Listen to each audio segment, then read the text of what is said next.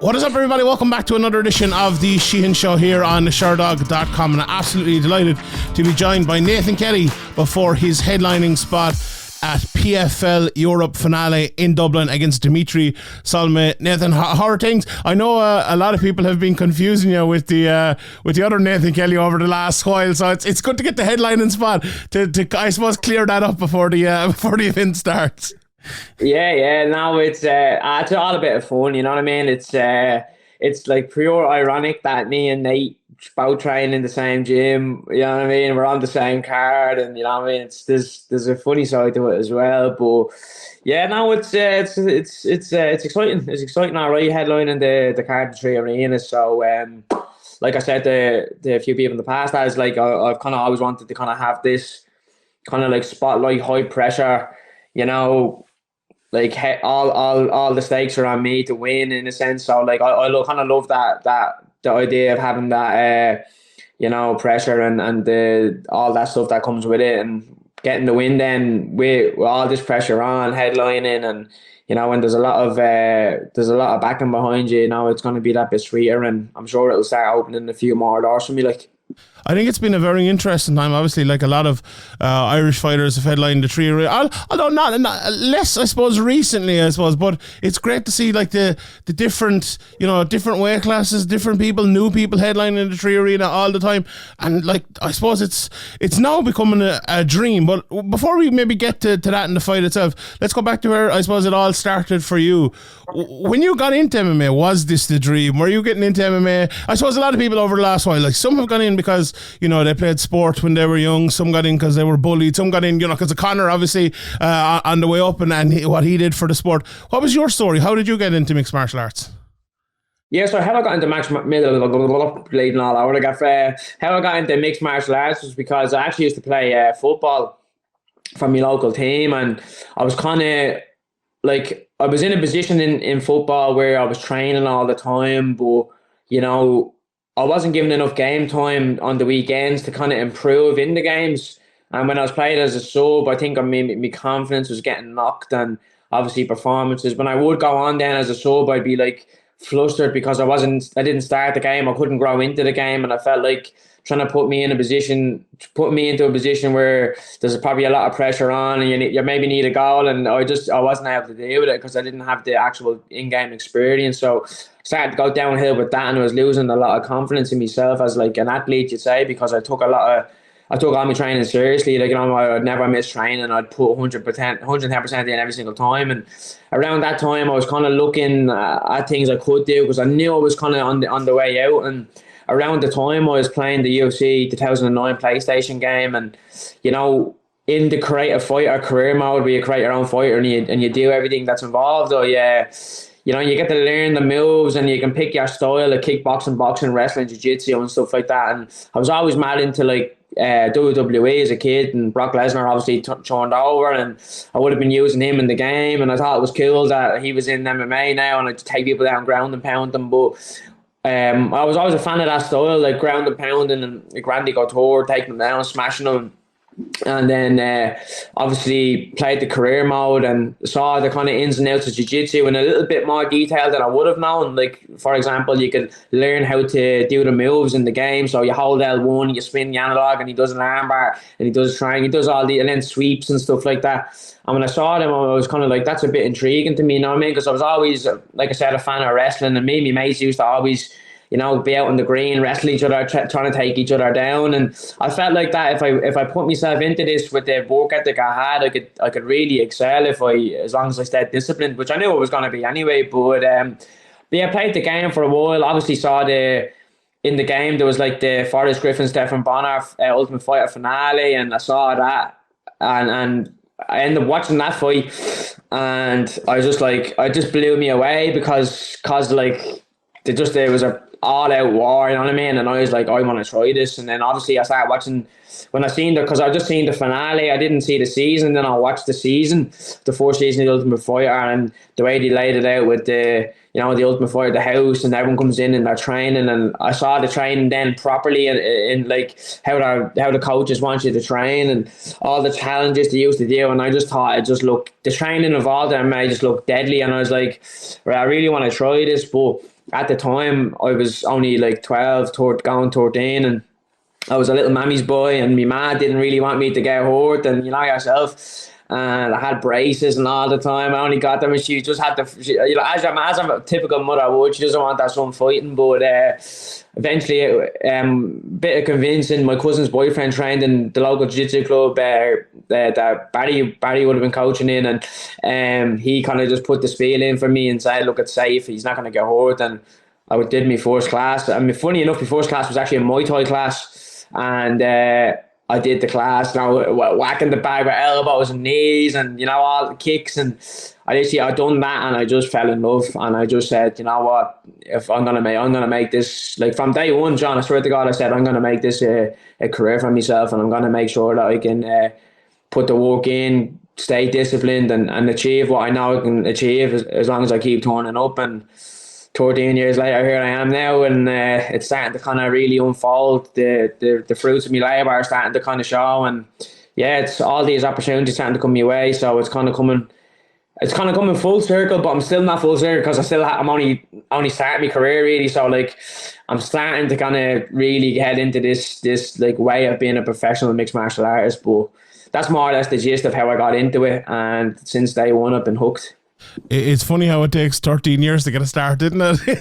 That's the way it generally happens. But just on Barry as well, and I saw that you're a BJJ black belt, aren't you? At 25, yeah. You must be one of the youngest BJJ black belts in Ireland, surely ever, are you? I don't like to sound big headed or anything like that, but I think I was the youngest at the time. That's mad to do. But I used to have this like that imposter syndrome where it's like, oh, I'm not a black belt, I'm not this, I'm not that. But like, you know, obviously Barry was just trying to instill in me that I was at a certain level, and I just need to understand that I'm at that level. And even though it might not be like the highest level compared to some other black belts who are obviously Mundial champs and blah, blah, blah, I can't dismiss the knowledge of the sport that I actually have. And then, yeah, I got it, and I've just been growing into it ever so slightly since then, you know what I mean? But I was 20, I think I just went 23 when I got my black belt, yeah. That's what I suppose a lot of people mightn't know. Obviously, you're used to be with Barry, and if they look at your amateur record, you know, you'd probably guess, considering a lot of your current teammates, you actually fought him when you were an amateur. So just before we talk about maybe the move to SBG, what was it like, I suppose, training with Barry? And like everyone who knows Barry knows how intelligent he is and how much thought he puts into it. And I know you're still close enough to him. What was it like, I suppose, coming up with him and having him as someone who's kind of, I suppose, tutoring you to get to where you are today? Yeah, it was. I'm very fortunate to have met him because from day one, like, I'll just bring it back to the very start. Like when I first joined the club and I was training with Barry, at the time, my mum paid for my membership, my mum and dad paid for the membership, and it was sweet. But then a month or two went by, I was still turning up, but I was like, "Mum, we need to pay the membership," and she like didn't really have the money to pay. And another month went by, didn't have the money. Another month went by, didn't have the money. But I just kept training. I was still turning up, being like cheeky in a roundabout way. I was still turning up and training because I didn't want to be anywhere else. And, you know, I think I was obviously ended up having the chat with Barry. He's like, "Look, you need to get your man to pay," and blah, blah. I was like, "Yeah, I will," but just kept turning up. And I always kept saying to him, "Look, I've saying to me ma, she said she's just saving up to give you the lump sum, blah, blah, blah." And, you know, fortunately for me, he ended up just saying, "Look, instead of your mat paying, you can work for me. You can clean the gym. You can clean the mats. You can do whatever we need to do in the gym, and then that'll pay for your membership." So, and in one way or another, I think he knew that there was something to me because I was there every day in training. All the lads who were there before me, I was beating them from like early doors. Like all the lads had more experience. They were training a bit longer than I was, and you know, I go in with this kind of like, I will not lose mentality. And I was kind of getting the better of everyone very quickly. This is at 13. And I remember one of the days, the first day I actually met Barry properly, it was like a wrestling king of the ring session. First takedown, or push them out of the circle, you win. And I was training with everyone my weight and size, from like 13 up to 14, 15, probably 40 kilos to 50 kilos. And I won about 20 matches in a row. And he goes, you go on up there to the older lads and start training with the 16, 17, 18-year-olds who were all like 60, 70 kilos. And I was doing well against them, you know what I mean? And I think he was like, right, I might be onto something here with this kid. And yeah, luckily for me, he took me under his wing, guided me. Like, obviously I had like, you know, some trouble in my own life in regards to like family issues, male role models, all that jazz. And I think he kind of stepped in and was the perfect role model at the time that I needed to guide me in the right direction in this sport. And I built a very good, like, close relationship with him over the years because of that. And he basically treated me like his own son. Like, he would drop me home after training. He would do it. Like, he was just everything that a coach entails, a good coach entails. He was for me, and still is. Like, I still coach in Cayuso. I still train with him. You know what I mean? I still go to him for advice even today. He's a very intelligent man, as you said. So he's not someone who will ever like move on or get rid of me out of my circle. But ultimately, like, I think because we had that close, student coach relationship, that's the reason why we had so much success. And he wasn't afraid to throw me in the deep end and throw me in against experienced lads to almost sometimes make me have a loss. You know what I mean? Some lads who he knew would probably get the better of me, he was throwing me in against them. Not that he think I wasn't going to win, but he knew it would be a good challenge for me, and he wasn't trying to spoon feed me opponents to build me record or to make me feel self like a big ego driven maniac. So with him in my corner, I think all the time the attention he put into me is the reason why I got so quick so fast. And yeah, it was just the perfect combination of coach to student that I needed as a kid and young teenager. And ultimately now, because of that, I've had such good success, and he really gave me a good platform to grow, and he got me to a certain level where I was able to take it on to the next level. Then obviously move gyms then and spar lads a bit more higher in level and stuff like that. But without Barry, there'd be no Nathan Kelly, and that's ultimately the truth of the situation. And it's Barry Oglesby as well. I don't think we said he's full name, so if we talk about it for 10 minutes, you better mention his name. But it's great though to hear stories like that, because, you know, there's a lot of negativity a lot of time around in Irish MMA, but MMA in general. But to hear, you know, stories like that, and you know, the way John treats fighters, and I saw Andy Ryan on the news last week talking about it as well. It's fantastic, and the way these people do things, like, they go above and beyond. It's absolutely fantastic. It's great to hear Barry doing that as well. When you moved to SBG, then was there any bit of awkwardness or anything like that, considering you'd fought Richie Small and Kieran Clark and a few more lads as well? What was the first training session like there when lads you'd already been in with? It was actually brilliant. I remember when I first walked in, Richie was actually the first face I seen, and he couldn't believe that I was there, because obviously I would have been just in contact with John. I wouldn't have not told anyone that I was coming. Like, it would have been just John who knew I was coming.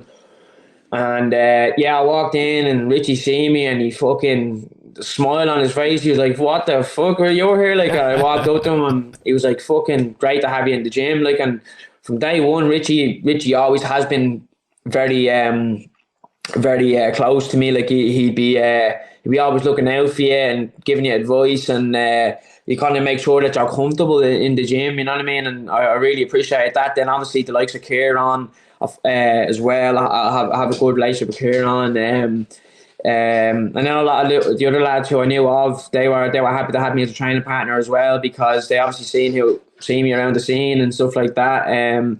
So it was like the perfect kind of mix of like anxiety, but also friendliness from me going in to have these former followers as teammates. And ultimately, like, there's no egos really in the sport. If you delve deep into it, there's not really much egos. Everyone's really out for bettering themselves and their teammates. And when I went into the gym, it was really welcoming for me, and just I felt like I just gelled in from day one. And I'm just fortunate that I was able to fit in so quick, because I felt like so comfortable from the start that me developing just shot through the roof instantly. Obviously, I was training there for over a year before I ended up having a fight, but for that year, I built good team chemistry. Obviously got some really, really good training in, and just really gelled into the team to have a level of what would you say, like I was in a positive environment for me to grow in a positive way. Basically, is the only way I can kind of describe it. So yeah, I was fortunate to obviously have the experience of fighting some of the lads, but I'm also fortunate they were so welcoming to me on the team. I I think that's very interesting. But one of the most interesting things you talked about there is kind of loss. And coming into a new gym, obviously you're gonna maybe lose rounds against things. And you talked about Barry and putting you in against older guys and bigger guys for a bit of loss. And I hear sports people talk about it all the time. I don't know if you know Aaron Gallan. He's a Limerick hurler. He was talking about it the weekend. Like, he won hurler of the year, but a few years ago he was dropped off the panel and had to fight his way back on. And like, to suffer that kind of loss and to come back on, like for you lost the first two fights of your professional career. And people might look at your record and go, 8-2, that's a pretty good record. But it's actually like it's 8-0 after that. But I suppose you wouldn't have had the 8 without the 2. How important was it for those 2 losses? A lot of people go, 2 losses to start your career, that's a disaster. But you use it as a springboard to go to where you are today. For you, was that almost the making of your pro career? And how do you reflect on those 2 losses, I suppose?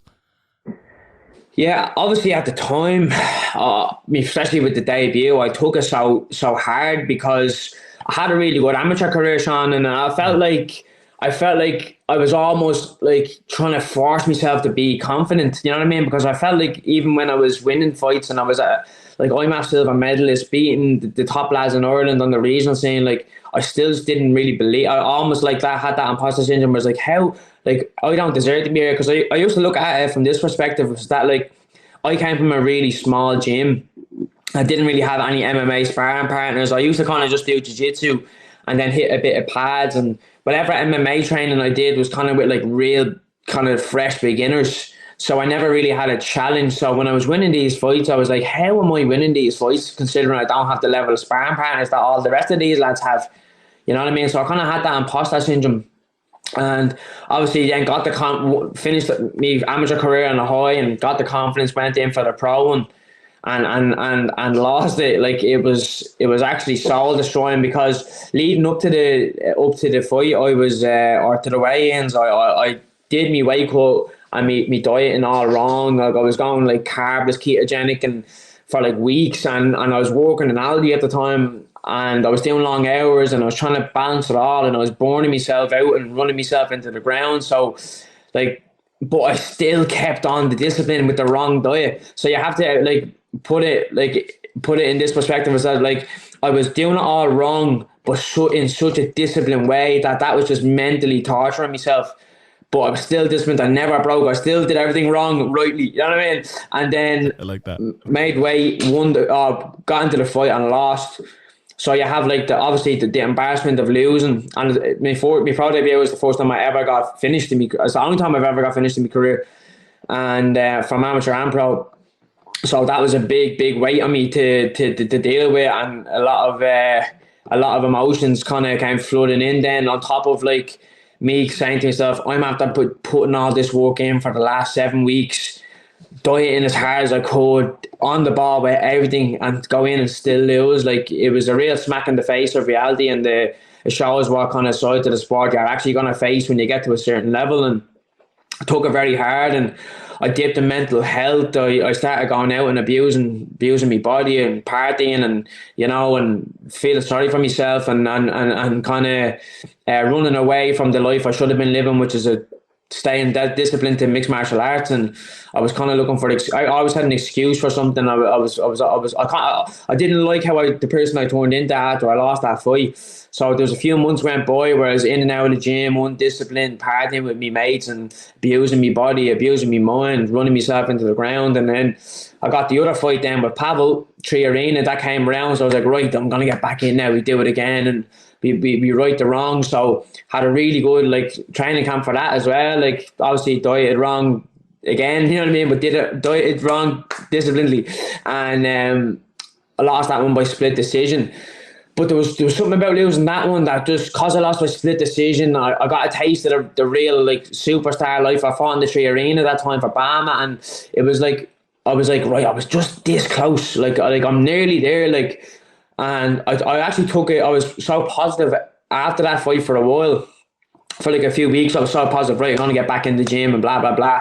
And then 2 weeks went by, dipped again, mental health dipped again, and kind of went back to the carry on I was doing for after the first one. And then I just had like a little bit more of a moment of clarity where I was like, right, if I'm going to do this, I'm going to move up a weight, and I'm going to make it a little bit easier for myself. I'm going to change my approach. And because when I was fighting that 61 kg, it was me training camps were all revolved around making weight and not building skills.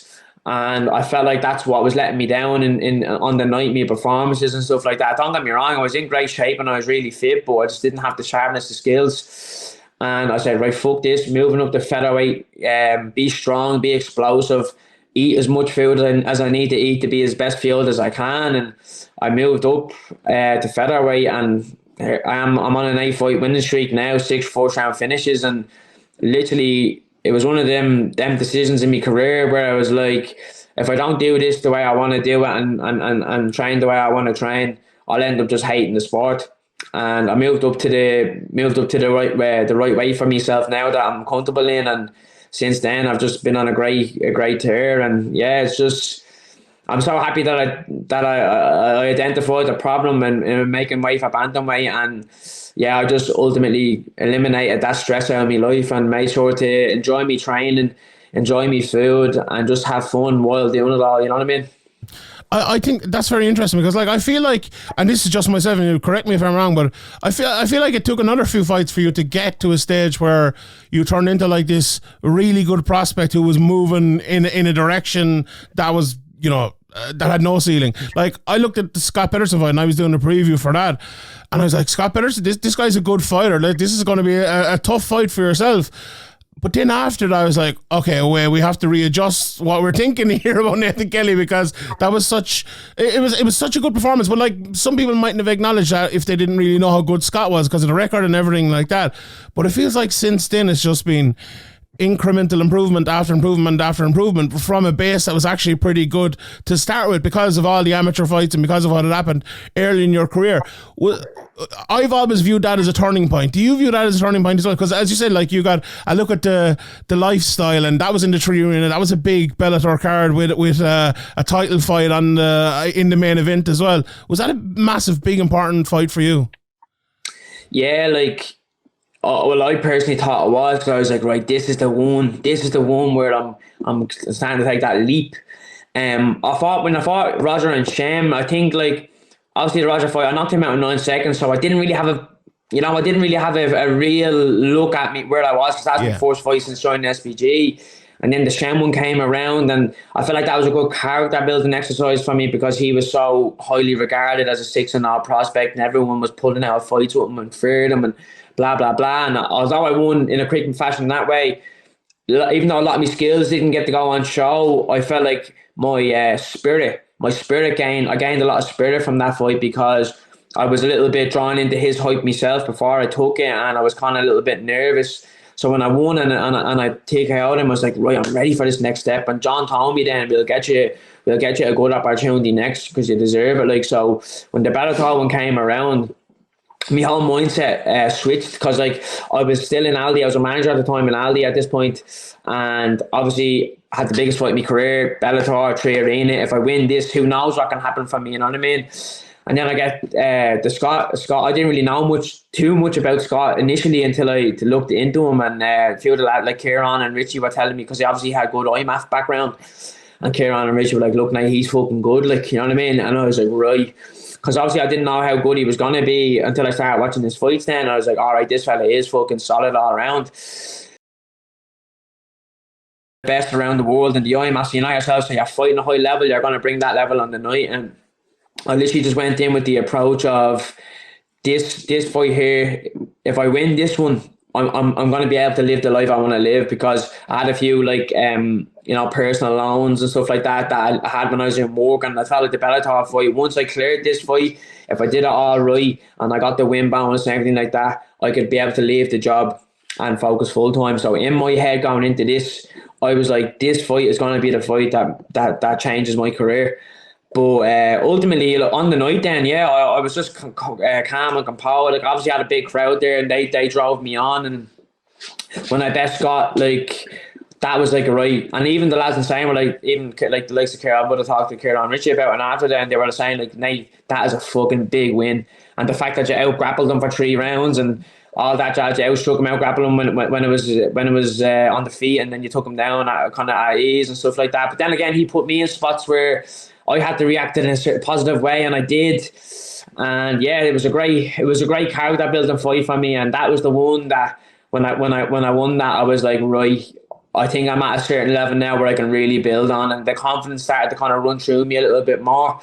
And then from then yeah, I've just started to really, really believe in myself. And when I won in the tree on that night, like I said, it's a big card. Bellator, I think it was Hassie versus Vanderford. You know what I mean? It was a big opportunity for me to get my name out there against a good tough lad. I did it. And then, yeah, I just really, really started to believe in myself from then on in, you know what I mean? Yeah. And obviously you had the Centurion fight after that, but it was later in the year you signed for the PFL.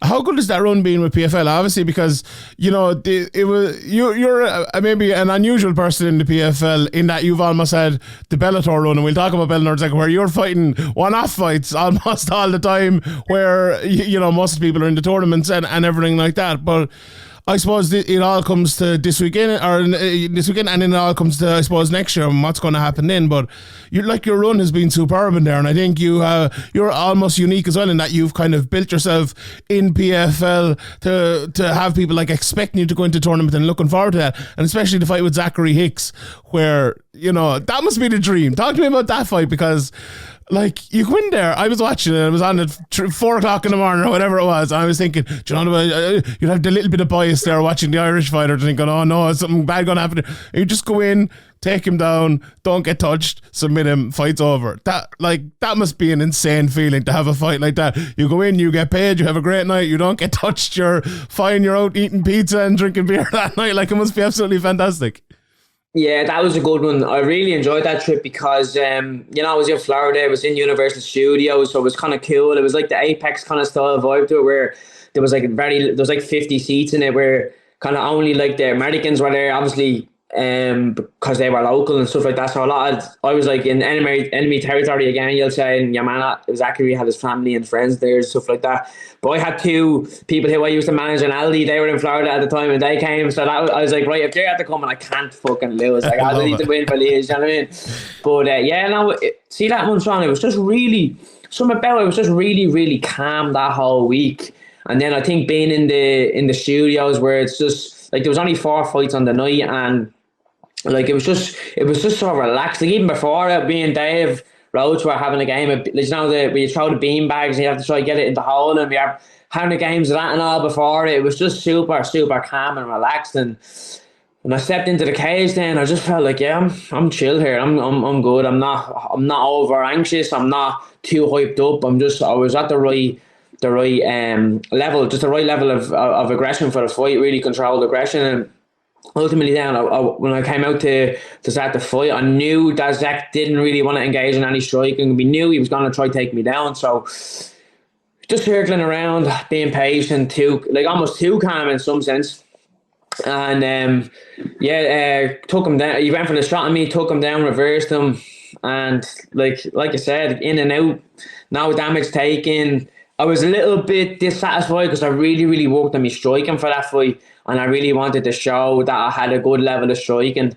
And then in a funny way, then this is no striking at all. Like, I take him down and submit him. But, you know, after that one, I was like, right, even though I was kind of a bit of anticlimactic kind of a feeling from me, because you train so hard for it. Because I knew about that fight from like the start of end of November, start of December. So all that training till the 3rd of March, and then you're in and out in like a minute or 2 minutes, you know what I mean, 2.5 minutes. And I was like to Dave after, like, fuck's sake, blah blah blah, and Dave was like, well, shut the fuck up, you won in his manner, like, you have to get in, you're not hurt, you can move straight back on to the next one.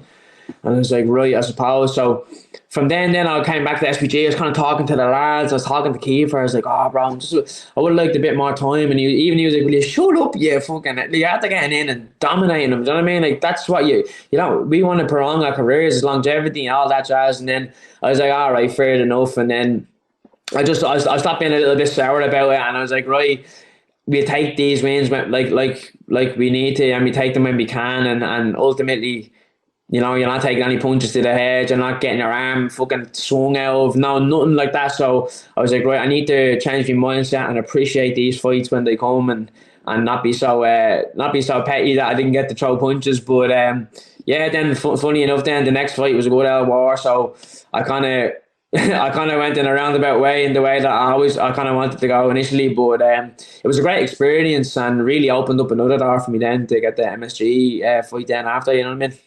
And that was another fantastic fight. But then obviously we're moving to the Tree Arena and you're headlining. Were you a bit shocked when you heard the headline? Because for a long time we'd been talking, you know, doing podcasts and things, and like, oh, who's going to headline? What's the crack going to be? Are they going to bring over maybe American fighters, or is it going to be, you know, maybe France in the headline and spot or something like that in the tournament final? But then obviously you've been there for 3 fights now. You're like the Irish star coming through, and you get the headline spot.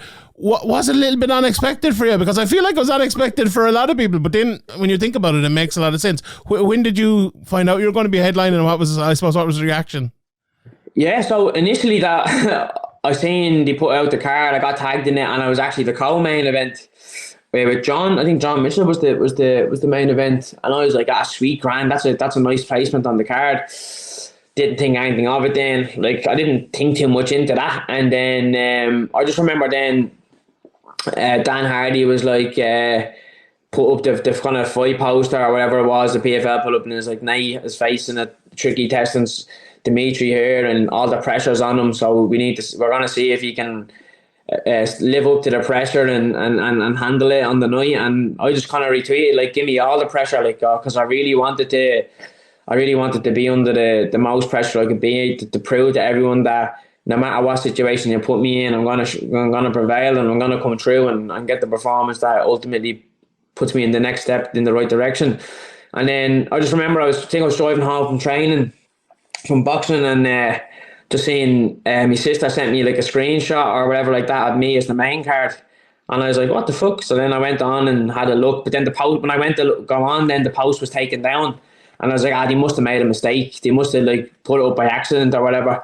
And then like, I don't know, it was a few hours later or the next day, then they put it up again, and it was actually me in the headline. So then that I was like, all right, like initially I was like, right, this is strange, you know what I mean? Because I didn't expect it. But then when I thought about it, I was like, right, I'm selling a heap of tickets. You know, I'm 3 fights deep in the PFL. I have like, I'm from Dublin, it's in Dublin. Like, I think all the kind of stars kind of aligned, and I was arrogant enough to ask for all the pressure and all the kind of stars aligned that came with it. That was like, no, like I think I deserve to have this spot.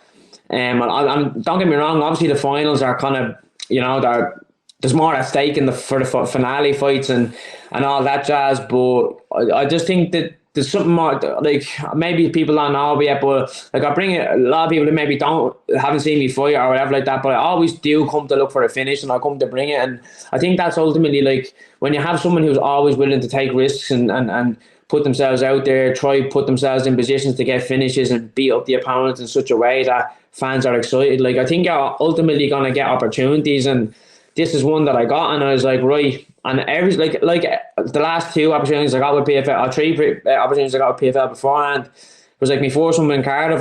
They gave me the opportunity to open up the main card on the ESPN, their first UK show, and I went in and I busted up Ben Ellis and choked him out in 2 odd minutes. And they are really impressed with me, so impressed with me that they got me my US visa, sent me out to Florida. I won in a really impressive manner then, and I was begging them to get me straight back in, and they told me to get me on the semi-finals of the playoffs, which is the MSG one. Then they let me open up the main card and the MSG on that as well. And I keep saying to PFL, if you keep giving me these opportunities, like, I will fucking perform. Like I'm not, because you are backing me and you are giving me the trust, that as like employee satisfaction, like job satisfaction, I want to perform. I want to show you that investing the trust and investing the time in me is going to ultimately make me perform to a higher level, because I feel like I have to match the level that you think I'm at. So this is the same again. They have to give me this opportunity that let me close off the card and in front of hopefully a packed Dublin crowd on the night. And like I said, you give me the opportunities, I'm going to perform. And there's no ifs or buts about it. I'm coming to knock this fella's head off. And You know what I mean? It's really a surreal moment for me, because when I actually fought in Bama, I was like, right, I'll be here again someday. Then I got the Bellator gig. I was the second fight of the night, and I was like, right, I'll be here again one day, and one day it'll be me headlining.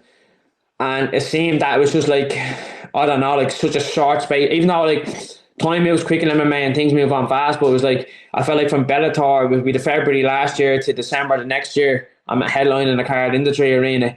It's kind of like it moved so quick that I didn't even have time to really process it. But now that I'm kind of have people ask me the questions about it and stuff like that, I'm like, nah, like I feel like I belong here, and I'm gonna really turn up on the night and make sure that I bring an exciting fight for everyone who came into the arena to watch, and ultimately for those who are watching online. You know what I mean? I really want to stand out and show that I can be a real star in this sport for Irish MMA. Last two things for me, Ned, and I really appreciate the time. Dimitry, I watched a bit of tape, but there isn't a whole load of tape out there. Maybe you're able to find a bit more than me, but looking at his record, you know, he's 4 knockouts in 6 wins. What are your thoughts on him as opponent? Like yourself, Sean, I haven't seen too much of him. I just had a quick look at his Instagram profile, and you know, you see the best bits of the fights. So which is always going to be the best bits anyway. You're not going to see them put up them. Yeah, getting knocked out getting clipped out. Yeah, you know what I mean? So I just take it with a pinch of salt. Ultimately, I know he's going to be a bit lanky and long and have that long kind of range, long limbs. So I just prepared for this fight with bodies that are kind of similar length and style.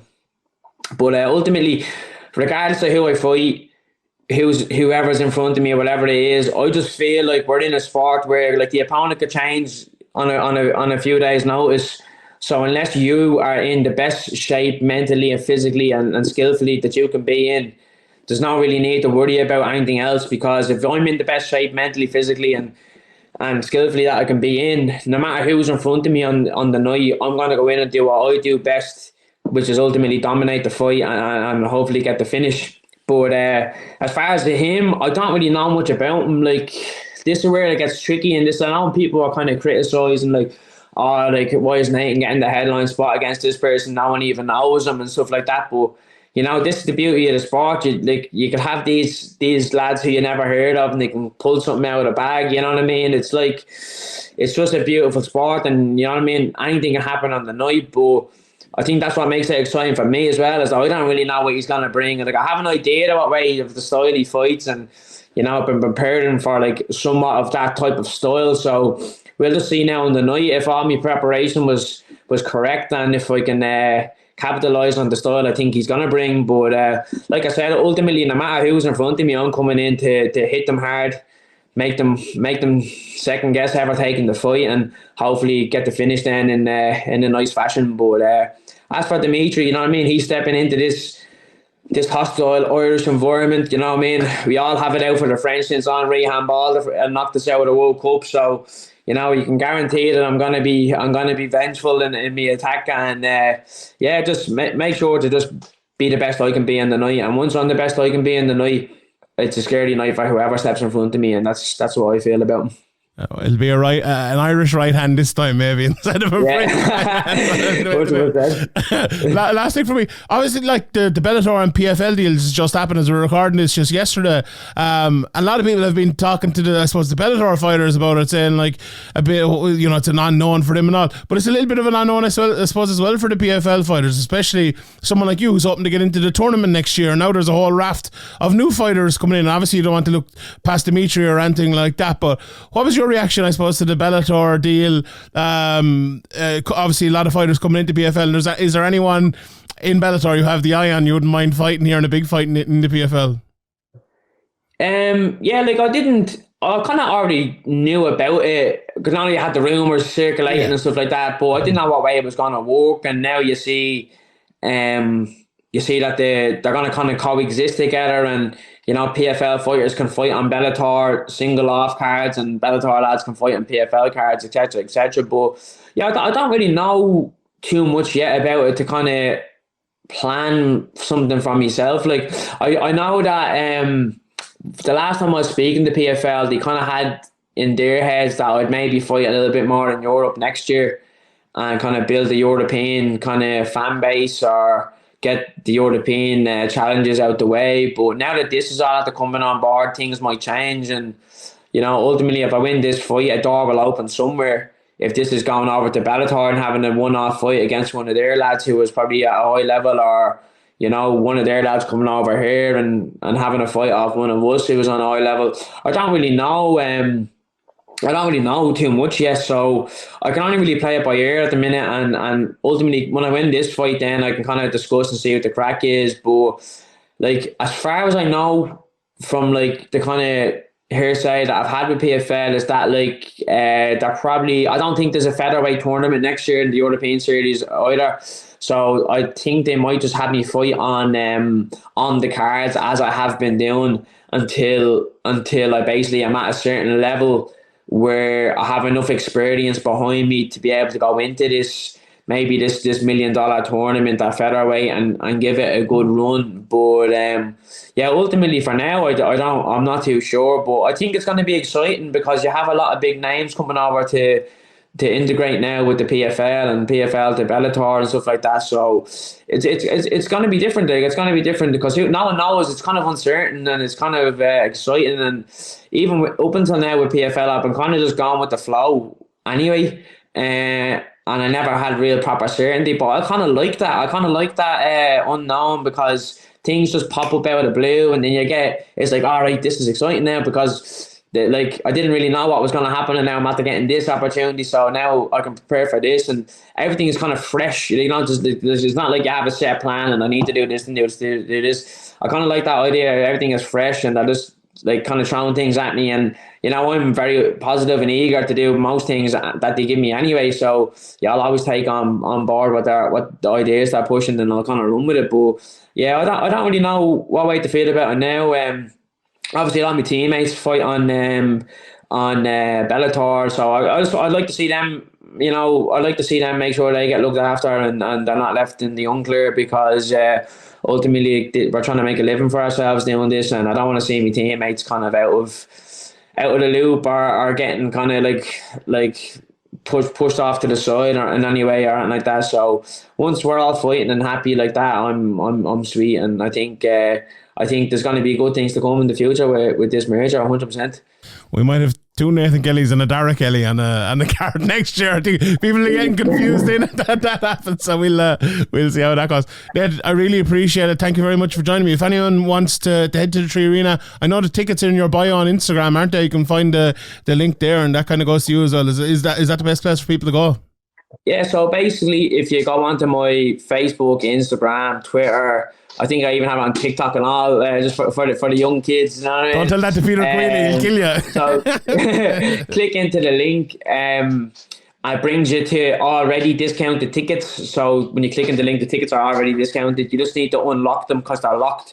So you just put in the offer code NATE in capital letters, NATE, all caps, and then you can unlock the tickets and purchase. And I have a big crowd going from Finglas and the greater areas, the kind of the Dublin suburbs. So it's going to be a great night. I just want to give a shout out as well to my sponsors. I have the Zone Beck coming on board and helping me out for this one. The Dream Meta are coming on board, which is a nutrition company. They've been looking after me the last few months leading up to the MSG fight and continuing on through. Get Like Carpets, it's a friend of mine's carpet fitting company. He's supporting me and giving me a little bit of a push, and I'm trying to help him out as well. And me and Clean car wash services after jumping on board to give me a hand out as well. So I'm going to be doing my best to promote all these over the next few weeks for getting behind me. And just like I said, it's going to be an exciting night. There's a lot of stake on the night. You have 4 finals, a lot of good European talent trying to prove themselves. Lads trying to get into the US tournament next year. Lads trying to qualify for the European tournament next year. So there's going to be a lot of at stake on the night, a lot of anxieties, emotions, and I think when you mix all that together with highly skilled fighters, you're going to get a great night of MMA. And I think anyone who's interested in coming down, it'd be a shame to miss it, because the tickets are fairly cheap in fairness compared to some other events that I've been on. And I think if you can have a Christmas night out with your staff or whatever like that, this would be a good opportunity to get something like that in for a really reasonable price. And it's going to be a great night, and I can't wait to finish the night off with a spectacular win and do it for everyone who's turned out to show up for me. You know what I mean? I'm telling you, if the PFL are looking for a promoter, they have one in their hands here anyway. It'd be perfect. You're like double job it there with them. It'd be absolutely perfect. Yeah, thank you very much for joining me. Thank you to everybody for tuning in. My name is Sheehan for Sherdog.com. We'll see you all next time.